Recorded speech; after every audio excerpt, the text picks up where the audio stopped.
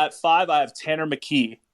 It could be a total bust. I'm not going to deny that, but I think he's got a lot of potential. He's very raw. He won't be ready to start right away, but you can develop him. He didn't win much in college at Stanford, but he was their best player on the team by far. And when I say he's a project, you got to understand, final year had 13 touchdowns to 8 picks. Those numbers aren't NFL numbers, but you have to watch the film. You have to see this guy, the talent that he was working with. It was awful. And once again, he's got all the tools. He's got size. And the other thing that I kind of want to bring up and compare him to, look, Davis Mills is one of my favorite prospects in the NFL right now. He's kind of like Davis Mills. And it's not just because they played the same system, same school, but he's kind of that guy that isn't going to get the first, second round love. But there's already rumors he's potentially a 3rd to 4th round pick here.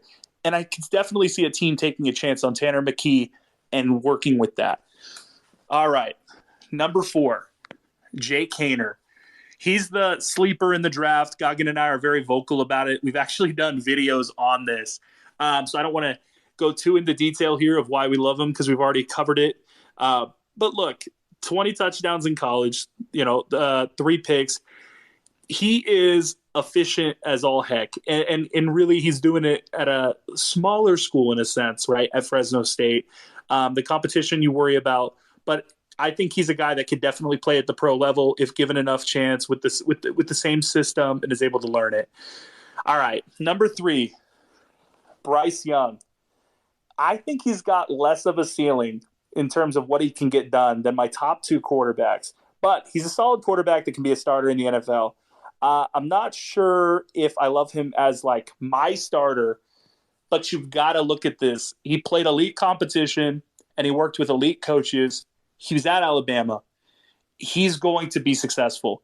It's just at what level and how much talent you can surround him with. So that's my number 3, Bryce Young. Number 2, CJ Stroud. Look, he's got a fantastic body of work. Seriously, the schedule, he played against elite competition, and he can make a lot of the throws that you want.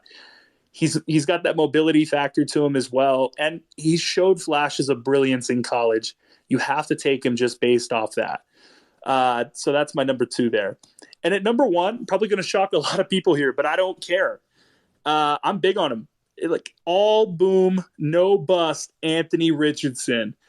He is Cam Newton 2.0. He's a very raw talent, but he has the highest ceiling out of everybody in this draft, and it's not even close. He's athletic. He's fast. He can burn you rushing. He can throw the ball. He can absolutely throw it anywhere on the field, however you need him to. Fantastic arm. It's blending that all together with the right coaching staff. If you take him in the right spot, I wouldn't force him to start year 1 or year 2. I think Anthony Richardson's going to be on a Josh Allen / Cam Newton back in the day type level in the NFL, and I think he's by far the best quarterback coming out if he goes to the right situation. So, Goggin, those are 4's 5 on the top 5 can't-miss quarterbacks in the NFL draft.